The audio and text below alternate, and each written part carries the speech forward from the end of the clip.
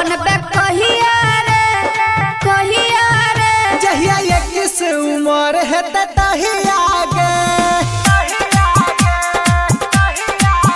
हमरा पापा के दामाद बनबे कहिया रे जहिया 21 उम्र है तहिया गे दुल्हा बने घरे एबे कहिया रे दुल्हा बने घरे एबे कहिया रे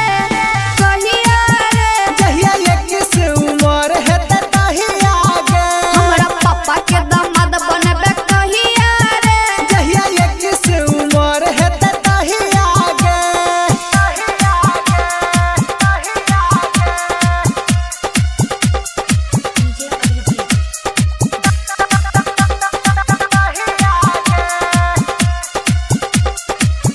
हमरा पापा के दामाद बनबे कहिया रे